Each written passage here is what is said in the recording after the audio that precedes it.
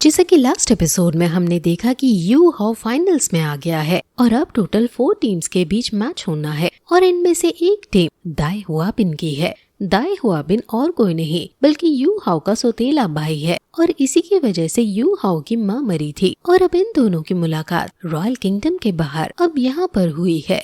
ये मिस्टर दाई और cat girl का वंशज है और ये बहुत ज्यादा बुरा लड़का है। यू हाउ को इसको यहाँ देखकर काफी ज्यादा गुस्सा आता है और वो डिसाइड करता है कि वो दाई हुआबिन को हरा कर रहेगा।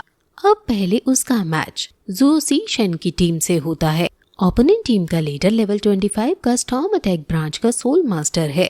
बाकी साथी उसके लेवल 24 के कंट्रोलिंग ब्रांच और लेवल 22 के कीन अटैक ब्रांच के सोल मास्टर हैं और वो तुरंत यू हाउ की टीम पर हमला कर देते हैं।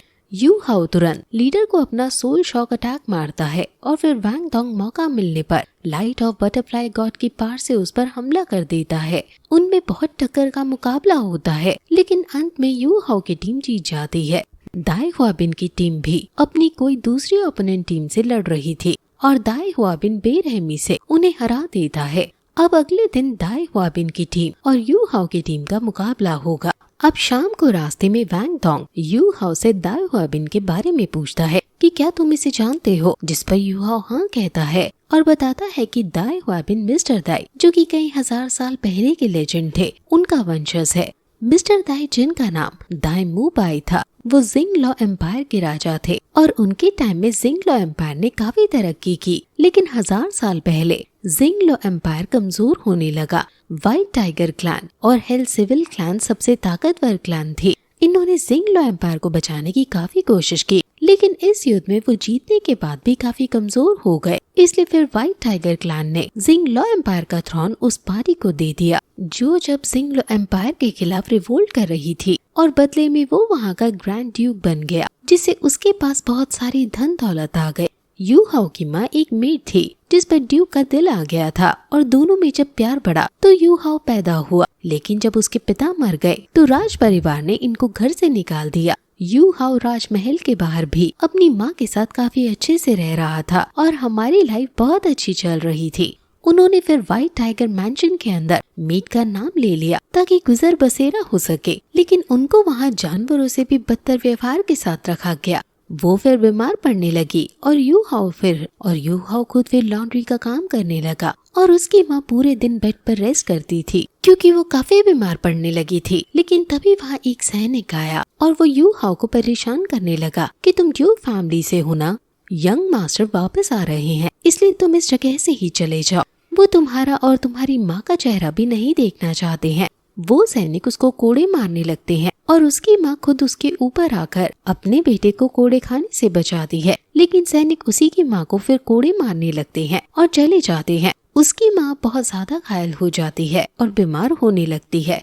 वो समझ जाती है कि अब उसका समय आ गया है। यू हाउ को काफी ज्यादा गुस्सा आता है लेकिन वो कमजोर होने की वजह से भला कर भी क्या सकता था।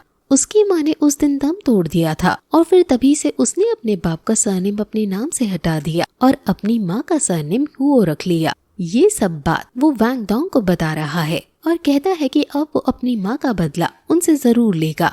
वो व्हाइट टाइगर क्लैन में सभी को सबक सिखाएगा और उन्हें अब रिग्रेट करवाएगा। वहाँ तभी तूफान सा आता है और यू हाउ को कुछ आवाज सी सुनाई देती है लेकिन वैंग डोंग को कुछ आवाज नहीं आई है। वैंग डोंग कहता है कि तो चलो अभी उनको सबक सिखा कर आते हैं लेकिन यू हाउ उसे रोक देता है और कहता है कि अभी ये सही समय नहीं है। ये श्रेक स्कूल है और मैं अभी बहुत स्ट्रांग बनना चाहता हूँ। मैं प्राइवेट में उससे बदला नहीं लूंगा बल्कि मैं उसे कंपटीशन में हराऊंगा। वो उससे कहता है कि मैं तुम्हें एक दोस्त की तरह देखता हूँ और आशा करता हूँ कि तुम ये बात किसी को नहीं बताओगे, जिस पर वैंग डोंग उसे प्रॉमिस कर देता है कि वो ये बात किसी को नहीं बताएगा। अब फिर क्योंकि ये फाइनल्स में पहुँच गए हैं इसलिए ज़्याओ ज़्याओ ने आज के लिए पार्टी रखी है और ये दोनों वहाँ आ जाते हैं। वहाँ दाई हुआबिन और उसके टीममेट्स भी हैं और वो इन तीनों को देखते हैं और सोचते हैं कि तो ये है हमारे अब अगले ओपोनेंट। वो एरोगेंट वे में इनके सामने आते हैं और उनका मजाक उड़ाते हुए कहते हैं कि तो अब एक सोल टाइप का सोल मास्टर हमें हराएगा। दाई हुआबिन भी कहता है कि तुम्हारा इस दुनिया में होना हमारी फैमिली के लिए शर्म की बात है।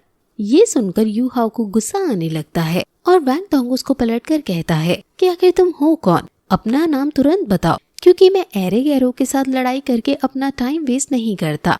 अब फिर अगले दिन ये दोनों टीम फाइनल्स में आ जाती हैं और अब दाई हुआबिन की टीम अपना इंट्रो देती है। पहले टीम मेट है कोईयाजी जो कि कंट्रोलिंग ब्रांच की वॉर सोल मास्टर है। फिर आती है ज़ू लुमिन जो कि अटैक ब्रांच की वॉर सोल मास्टर है। फिर आता है दाई हुआबिन जो कि स्टॉर्म अटैक ब्रांच का वॉर सोल मास्टर है।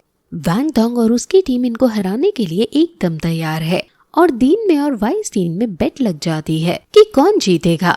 वाइसटीन सोल गाइडिंग टूल का हेड है और वो यंग टैलेंट को अपने डिवीजन में लेना चाहता है, इसलिए उनमें शर्त लगी है। वाइसटीन को यू हाउ से पूरी उम्मीद है कि वो जीतेगा। टीचर ज़ुओ के पास भी उसकी राइवल टीचर आकर कहती है कि बेशक अभी तक तुम्हारे बच्चे जीतते आ रहे हैं, लेकिन अब इनके पास 3 सोल रिंग्स हैं और अब शायद तुम्हें यही रुकना होगा। जिस पर टीचर ज़ुओ भी सैवेज बनते हुए उससे कहती है कि क्या तुम भूल गई कि तुम्हारी टीम में भी एक 3 सोल रिंग वाला सोल मास्टर था, लेकिन फिर भी तुम हारी ना। वो टीचर इस बात से चिढ़ जाती है और कहती है कि देखते हैं कि कब तक तुम्हारी टीम जीतती है।